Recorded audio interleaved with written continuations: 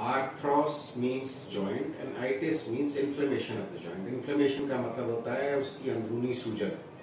कहीं पे हम अगर चोट लगा देते हैं तो इसमें रेडनेस होती है, हीट प्रोड्यूस होती है, दर्द होता है, फंक्शनल एजिया मतलब कि वो काम जो है वो चीज़ पार्ट काम नहीं करती, तो उस चीज़ को बोलते हैं इन्फ्लेमेशन। वो इन्फ्लेमेशन जब अपने आप हो जाता है किसी अंदरूनी कारण की वजह से या किसी प्रोसेस की वजह से हो जाता है तो उसे या जोड़ में हो जाता है तो उसे आर्थराइटिस या ऑस्टियोआर्थराइटिस बोलते हैं। अब आर्थराइटिस जैसे मैंने बोला कि मोस्ट कॉमन फॉर्म जो है वो ऑस्टियोआर्थराइटिस मतलब कि हड्डी की गठिया, इसके फॉर्म में होता है, जो कि आप देखते हैं कि रोजमर्रा की जिंदगी में बुजुर्गों में होता है। और एक चीज होती है रूमेटॉइड आर्थराइटिस। अब ये दो चीजों में डिफरेंशिएट करना बड़ा जरूरी है, एक करना बहुत जरूरी है। तो इनके अंदर क्या डिफरेंस होता है? आर्थराइटिस एक बुढ़ापे की जोड़ घिसने की बीमारी है जिसमें कार्टिलेज, जो स्मूथ कार्टिलेज होता है हमारे घुटनों के और हर जोड़ों के अंदर एक लाइनिंग होती है, जैसे हमारे कान की लाइनिंग होती है या नाक में जो कार्टिलेज होता है, मुलायम हड्डी आप बोल सकते हैं, वो एक लाइनिंग होती है आगे से पीछे तक। वही स्मूथ लाइनिंग जोड़ जब चलता है तो उसको कुशन प्रोवाइड करती है और वो कुशन में नर्व एंडिंग्स नहीं होती, तो इस वजह से वो पेन फ्री रहता है। अदरवाइज नहीं तो किसी भी चीज को अगर हम ऐसे ऐसे करके मोड़ेंगे तो वो बड़ा तेज दर्द करेगा। जब ये बनिस्पत ये जो बुजुर्गों में होता है, 60 साल की ज्यादा उम्र में देखा गया है, या फिर किसी के पहले बहुत सारी चोटें अगर लगी हों तो उसके बाद देखा गया, जिसे हम सेकेंडरी ऑस्टियोआर्थराइटिस बोलते हैं। या किसी को पहले से ही कोई बीमारी है जैसे गाउट हो गया या रूमेटॉइड आर्थराइटिस भी, किसी भी कारण से जोड़ अगर खराब हो गया तो एक उम्र के बाद जब वो घिस जाता है उसे ऑस्टियोआर्थराइटिस बोला जाता है।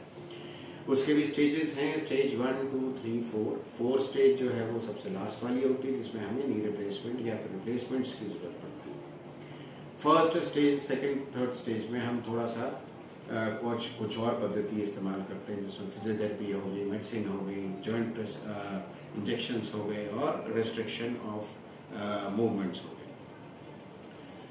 रूमेटॉइड आर्थराइटिस जो है वो एक बिल्कुल ही अलग प्रकार की बीमारी है। ये एक प्रकार की रूमेटॉइड आर्थराइटिस आप समझ लीजिए कि जिसे रूमेटिज्म बोलते हैं, उसमें कम से कम नहीं तो 500 बीमारियां, हर एक प्रकार की अलग अलग माइनर और मेजर एंटीबॉडीज जब बन जाती है किसी जोड़ के अगेंस्ट, कि जोड़ में जो सेल्स होते हैं उसके अगेंस्ट जब एंटीबॉडीज बन जाती है तो उस पे जब डिस्ट्रक्शन होता है और जो इन्फ्लेमेशन होता है उसे हम रूमेटिज्म बोलते हैं। और उसका मेन जो पार्ट होता है वो रूमेटॉइड आर्थराइटिस होता है। ऐसे बहुत सारे आर्थराइटिस के फॉर्म्स होते हैं जिसमें SLE हो गया, सिस्टमिक लूपस एरिथमेटोसिस, पॉलीमायोसाइटिस के आपका अंत में आर्थराइटिस करती है। और सबसे मेन जो चीज चल रही है पोस्ट वायरल रिएक्टिव आर्थराइटिस।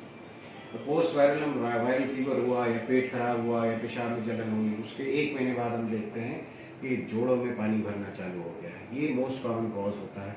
बाकी उसके बाद इन्फेक्टिव कॉजेज होते हैं। गाउट एक कॉज होता है जिसमें, जो कि यंगर एज में होता है रिलेटेड, और यंगर एज में जब होता है तो वो एपिसोडिक होता है, मतलब कभी हुआ फिर उसके बाद खत्म हो गया, फिर उसके बाद हुआ फिर खत्म हो गया। अब जब हुआ तो आपने सोचा कि भाई अब हम बुढ़े हो गए हैं, क्योंकि आप ऑस्टियोआर्थराइटिस से कंफ्यूज कर रहे हैं, ठीक है, और बोल रहे हैं कि इसका कोई इलाज नहीं, क्योंकि ऑस्टियोआर्थराइटिस का कोई इलाज नहीं, उसका कोई रोकने का कोई वो नहीं, क्योंकि वो एक घिसावट है। और इसका पूरा इलाज है, जो रूमेटॉइड आर्थराइटिस उसका पूरा इलाज है, उसको डिजीज मॉडिफाइंग मेडिसिन बोलते हैं, उसको रोका जा सकता है, उसको बोलते हैं कि अगर शुरू, ठीक है ना, ऑस्टियोआर्थराइटिस में कन्वर्ट ही नहीं हो सकता तो मतलब पूरी लाइफ आपकी जो है बिना आर्थराइटिस के कट सकती है अगर आप मेडिसिन लें। इसको डिफरेंशिएट करना इस वजह से बहुत जरूरी है। तो जैसा तो इनकी कोई रिस्क फैक्टर्स भी होते हैं?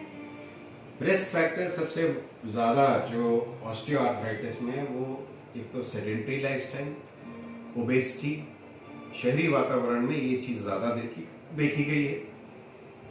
Pre existing problems like gout, inflammatory arthritis, और इन्फ्लेमेटरी आर्थराइटिस भी आपको जो एपिसोड्स में धीरे धीरे करके होता रहेगा।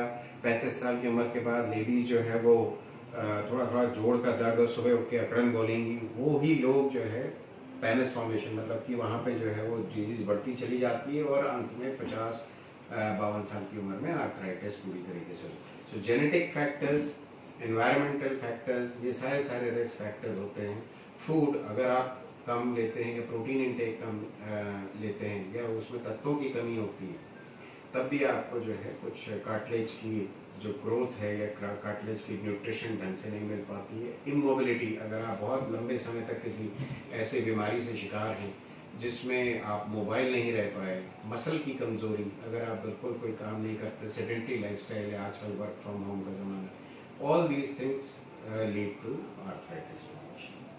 आपने कहा कि काफ़ी मतलब होती है और उन्हीं लोगों में ज़्यादा होती है, तो उनकी मेंटल हेल्थ पे भी इस चीज़ का काफ़ी इफेक्ट बिल्कुल पड़ता है। बिल्कुल। मेंटल हेल्थ देखिए, इसमें सबसे ज़्यादा मैं बोलूँगा कि हमारे प्रिस्क्रिप्शन में एक एंटी डिप्रेसिव मेडिसिन ऑलमोस्ट 80% लोगों में होती है, क्योंकि मोस्टली लोग इस दर्द की वजह से इतने परेशान हो चुके होते हैं कि वो बेचारे डिप्रेस्ड कंडीशन में आते हैं। और मैं ये बोलूँगा कि बुजुर्ग लोग ज़्यादा नहीं आते, क्योंकि वो एक तरीके से अपने दिमाग को समझा चुके होते हैं कि अब तो देखिए अब जो बुढ़ापा है। पर ये यंगर एज में, जब 35 साल की उम्र में जब इन्फ्लेमेटरी आर्थराइटिस होता है, जब रूमेटिज्म चालू होता है, तब लेडीज में सबसे ज़्यादा देखने को मिलती है। या यंगर एज में जब बंदा स्पोर्ट्स खेलना चाहता है और उसको बार बार इंजरीज की वजह से आर्थराइटिस हो चुका होता है, तो डिप्रेशन या मेंटल हेल्थ प्रॉब्लम ये बन जाती है यंगर एज ग्रुप में। और उनमें भी आर्थराइटिस का तुरंत और पहले उपचार बहुत ज़रूरी होता है, और ये इससे बहुत अच्छी तरीके से ठीक भी हो जाती है। Prevention is also very important, but the treatment also is very important in younger age. Make the treatment a smooth process. देखिए, सबसे पहले तो आप उसको होने मत दीजिए। आपके फैक्टर्स हैं वो सबसे इम्पोर्टेंट हैं। अगर आपको आप ओबेसिटी से शिकार हैं, यानी कि आपका बॉडी मास इंडेक्स अगर 25 से ज़्यादा है, तो आप एक हायर ग्रुप में आ गए, रिस्क फैक्टर में आ गए। अगर आप स्मोकिंग वगैरह करते हैं या ऐसे व्यसन से शिकार हैं, तो आपको ऑक्सीडेटिव स्ट्रेस होगा, जिससे जोड़ जल्दी घिस जाएंगे। अगर आप एक्सरसाइज नहीं करते हैं, 45 मिनट्स ऑफ वॉक एंड 10 सूर्य नमस्कार में कहता हूँ, यानी स्ट्रेचिंग, वो बड़ी इंपॉर्टेंट है, रोज़ की अगर नहीं करते हैं तो आप शिकार हैं। अगर आप बाहर नहीं जाते हैं विटामिन डी के लिए, सन लाइट का सेवन नहीं करते हैं, जो कि half an hour of full body exposure किसी भी आदमी को चाहिए, वो अगर नहीं करते हैं, तब आप शिकार हैं। और फूड, अगर आपका प्रोटीन इंटेक 1 ग्राम पर केजी बॉडी वेट से कम है, तब आप इसका जो है शिकार हो सकते हैं। और अगर ऐसा होता है तो जल्दी उपचार, चाहे शुरुआत में अगर हम देख लेते हैं, जैसे किसी को जेनेटिक फैक्टर्स है, उसका शीघ्र उपचार अगर नहीं करते हैं, तब उसको हो जाएगा। तो प्रिवेंशन में आप ये सारी चीज़ें करेंगे तो आपको इसी प्रकार की जो है वो ये आर्थराइटिस वगैरह की उससे दूर रहेंगे। स्टार्ट। उम्मीद है आप लोगों को मेरी ये बातें कुछ पसंद आई होंगी। अगर आपकी कुछ क्वेरीज हैं तो आप हमें लिख सकते हैं या पूछ सकते हैं। मेरी तरफ से सभी भाई बहनों को नमस्कार।